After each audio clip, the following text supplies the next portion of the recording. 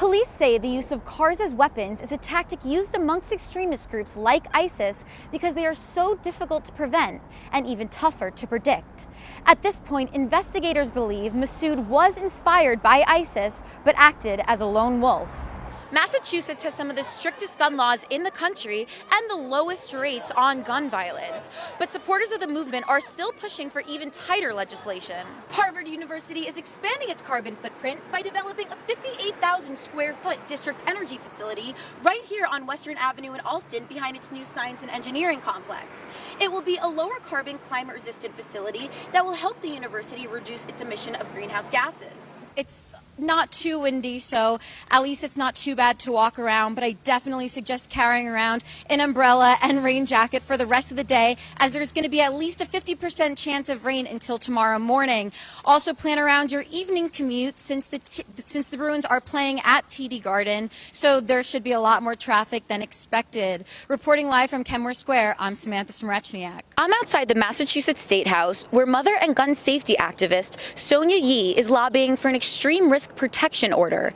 This law would allow judges to temporarily prohibit people from buying a gun if they're seen as a risk to themselves or others.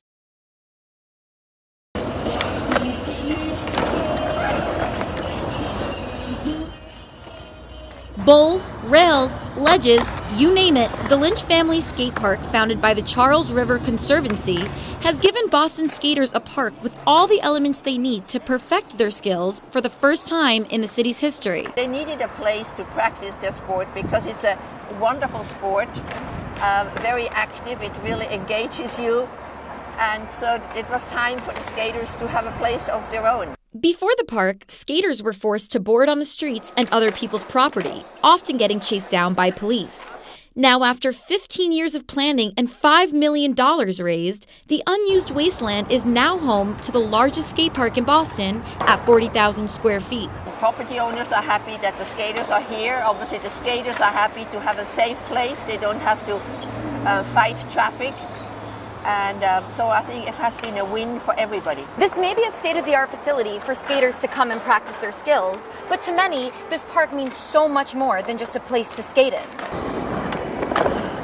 It's not a hobby, it's a lifestyle. It's just like, it's the ultimate feeling of freedom. Skateboarding and BMX has saved a lot of lives too. A lot of people that no one else really cares about them, and you find a community, and that's, kind of can save you from a lot of things. If anything's going on in my life, like, this is all I need, you feel me? It's just, I've been skating since I was real young, and it's skate or die. It's the only way I know how to do it now. Reporting for BUTV, I'm Samantha Smerechniak. President Trump's announcement to rescind DACA has left child immigrants in limbo. The Obama-era immigration policy permits minors who came to the country illegally to work, study, and live in America. Now Congress only has 6 months to legalize the program. All people that don't have a criminal record, they're going to school, they're getting a job and doing all the right things, and for no reason they're being taken away their future pretty much. 54% of the first 465,000 DACA applicants were less than 21 when they applied, most of them having lived in America for over 10 years, according to Brookings FOIA data. And it's like, oh, am I not going to be able to graduate? Like, I'm not going to work after I graduate school. So it's like, why am I going to school? It makes you want to give up.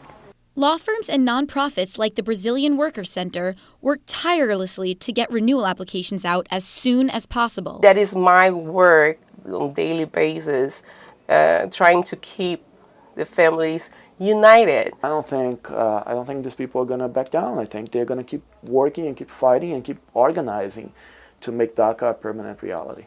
The deadline for DACA renewal applications is October 5th, and then it's up to Congress to decide if and when the program will be legalized. Reporting for BUTV, I'm Samantha Smerechniak. Enough is enough! Enough is enough! Enough is enough! 50,000 people joined together chanting in unison for stricter gun policies at the March for Our Lives rally in Boston. Protesters of all ages marched from Madison Park High School in Roxbury all the way to Boston Common. I want to see an end to bump stocks on a national level. These supporters are especially looking to the next generation of students to influence this reform. That's why I'm here to support students, because they're the ones who are going to make change. Reporting for BUTV News Service, I'm Samantha Smerechniak.